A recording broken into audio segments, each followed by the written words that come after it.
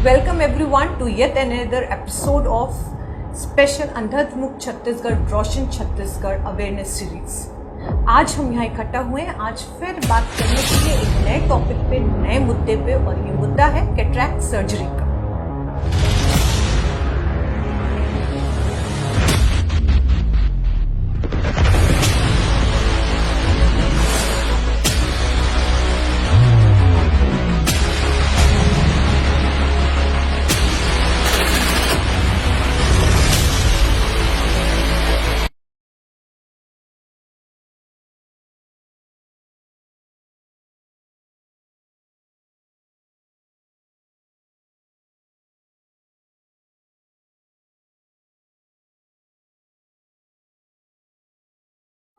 Cataract नाम हमने कई बार सुना है, लेकिन दुविधा मन में बहुत सारी है। तो आज का एपिसोड हमारा बात करेगा इस सफ़ेद मोतियाबिंद के बारे में। सफ़ेद मोतियाबिंद, आंखों की सफ़ेदी, कैटरैक्ट, इससे रिलेटेड सर्जरी और इसके बारे में आज हम जानेंगे विस्तार से। तो चलते हैं मध्य प्रदेश छत्तीसगढ़ के जाने माने आय हॉस्पिटल के पास, जहां पे कम टाइम में, बहुत ही कम समय में लोगों को बेहतरीन गुणवत्तावान सेवाएं देकर उन्होंने अपनी एक अलग पहचान बनाई है। मैं बात कर रही हूं श्री गणेश विनायक आय हॉस्पिटल की, और इस हॉस्पिटल में आपको सभी नेत्र संबंधित सुविधाएं मौजूद हैं, सभी इलाज संभव है। आज हम बात करेंगे वहीं के एक कंसल्टेंट डॉक्टर दिवेश अग्रवाल के साथ। इस पर विस्तार से चर्चा करने के लिए हम मिलेंगे डॉक्टर दिवेश अग्रवाल से। जी मैम, आज हम कैटरेक्ट के बारे में जानेंगे।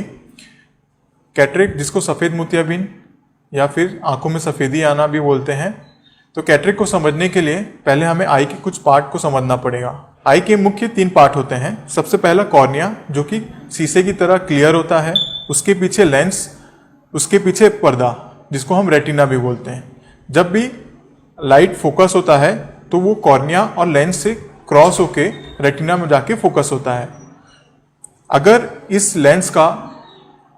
लेंस में अगर ओपेसिटी आ जाए या इसका सफ़ेदी आ जाए, जैसे कि इस प्रकार से धुंधलापन आ जाए, तो उसे मोतियाबिंद या कैटरेक्ट बोलते हैं।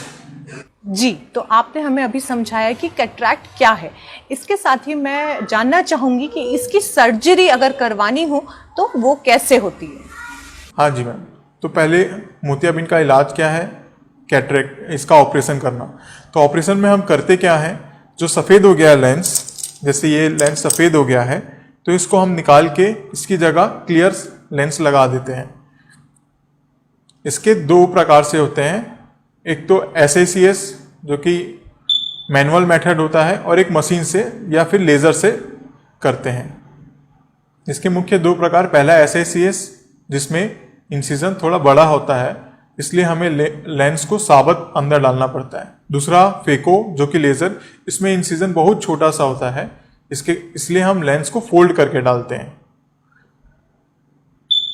दोनों ही सुविधा हमारे हॉस्पिटल में अवेलेबल है। कैटरैक्ट सर्जरी क्या पेनफुल है? जी मैम, कैटरेक्ट सर्जरी पेनफुल तो नहीं होता है, क्योंकि हम सर्जरी करने से पहले उस एरिया को हम सुन कर देते हैं। और आजकल नई टेक्नोलॉजी जैसे फेको से या लेज़र से हम जो करते हैं, वो नाक के बराबर उसमें पेन होता है। जी, तो क्या हम ये कैटरैक्ट सर्जरी दोनों आंखों में एक साथ करा सकते हैं? नहीं, दोनों आंखों के ऑपरेशन के बीच में कम से कम 1.5-2 महीने का अंतर हमें रखना पड़ता है, क्योंकि पहले आंख जब पूरी तरह रिकवर हो जाए, उसके बाद ही हम दूसरे आंख को प्लान करते हैं। इस सर्जरी में कितना टाइम लगता है और सर्जरी के बाद क्या क्या प्रिकॉशंस होते हैं, चलिए जानते हैं। हार्डली 10 से 15 मिनट खाली लगता है। और इसकी प्रिकॉशन हमें, जैसे कि भारी सामान नहीं उठाना है, जिस साइड ऑपरेशन हुआ है उस साइड करके नहीं, करवट लेके नहीं सोना है, 1 महीना कम से कम गले के नीचे नहाना है, जो डार्क गॉगल हम देते हैं उसको पहन के रखना है,